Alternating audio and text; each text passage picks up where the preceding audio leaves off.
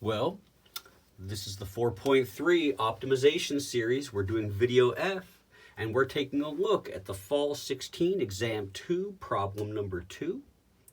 And we have a problem here where we have cylindrical paper cups that will be used to serve milkshakes. What do we see? We see that the base costs $4.30 per square meter, and that the sides cost $2.20 per square meter. Seems like we probably will try to minimize the cost of our cup, but we have a radius of r, and I guess we can draw some of this as well, that we have some radius r here and some height h. They give us a formula, and they say that the cup is left open, which means there's no top. Throughout the problem, assume that the material used costs $0.12. And this is the way things go. They're going to ask us to find a formula for h in terms of r immediately. So we have $0.12. And how's that going to translate to anything? We're asked to find a formula for h in terms of r. And what this always means is look to the constraint. And the constraint is we're spending 12 cents here.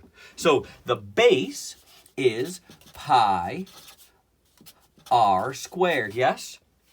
And that's the number of square meters the base is. And so we're going to multiply that by 4.3. And that'll tell us how much the base of our cup costs.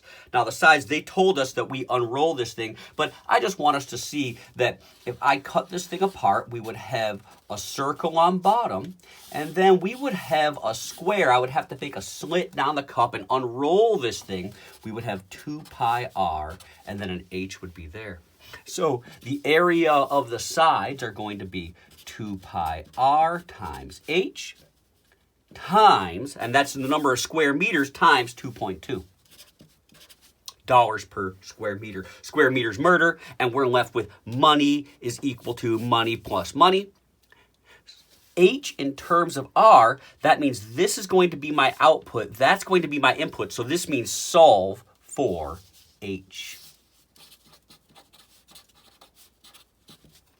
So I can take this term, I can subtract 0.12 minus pi r squared times 4.3 is equal to 2 pi r h times 2.2.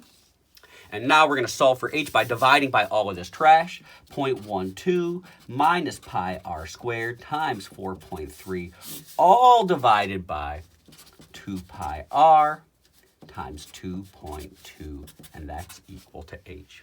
Now, I know some of you are inclined to say, oh, sweet, I got a pi up top, I got a pi up down low, I can murder those two. And that is not a thing. The only time that I can divide one thing by another is if I have a factor in the numerator and the denominator. So leave it like it is. We have a formula for h in terms of r, and that's the first part of our problem. In the next part of our problem, we're asked to determine the volume. They say let V of r be the volume of the cup that Summa makes given the material for the cup costs that 12 cents. So this is relatively straightforward here.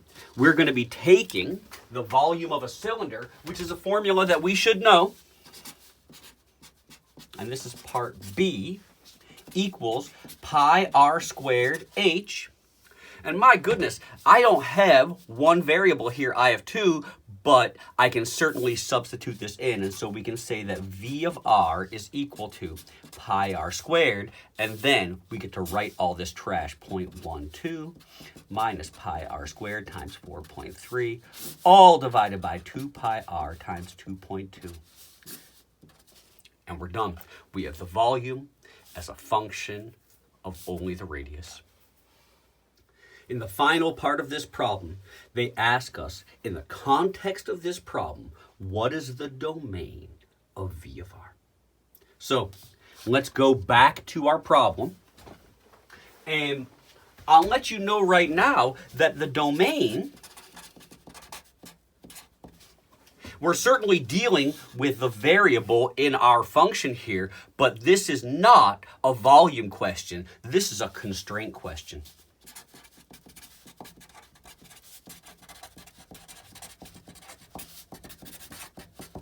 So if we go back to our constraint equation up top here, and let's just look, it's 0.12 is equal to pi r squared times 4.3 plus 2 pi r times h times 2.2. The first question we ask ourselves is, hey, can r be equal to 0? And take a look. If the radius is 0 here, now I'm not talking about no, you can't have a cup of volume 0. I am allowing you to have shapes that don't make sense. But does it work if the radius is 0? Can I actually spend 12 cents like we were supposed to? Well, here, this whole term would 0 out. Here, that whole term would 0 out. And the answer is no. But r can get close to 0. This means that we certainly have 0 less than r. And, you know, sure, if I got very, very, very, very small with the radius, the height would just have to get higher and higher and higher to make these things happen. Okay? So that's one. That's how we get our low end. To get our high end, we say, could the height be equal to 0? And if we look back here, this whole term could 0 out, and sure, I could still have a radius. Now, this would be a very bad cup. It would have a volume of 0, but that's okay. Can I spend 12 cents with a height that is equal to 0? And the answer is yes.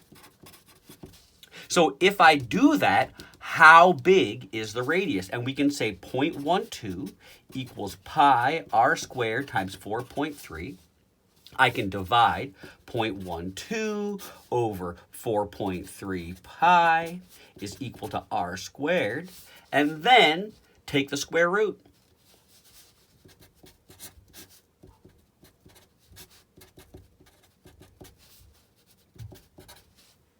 Now, I'm not going to use the negative side because a radius is a positive value. So on the low end, it has to be strictly bigger than 0, but on the high end, it could be equal to this, and then we would have a height of 0. 0.12 over, or I guess the square root of 0.12 over 4.3 pi. And these are in meters.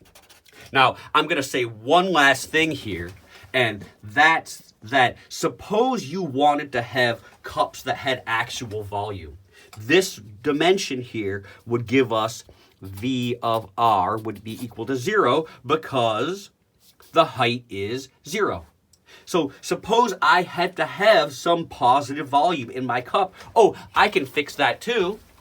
Just make sure that the radius is less than this. That means some of my money is going to be spent for the radius, but some will also go toward the height. It really doesn't matter one way or another. All right, we're going to do one more problem after this one, and then we're through.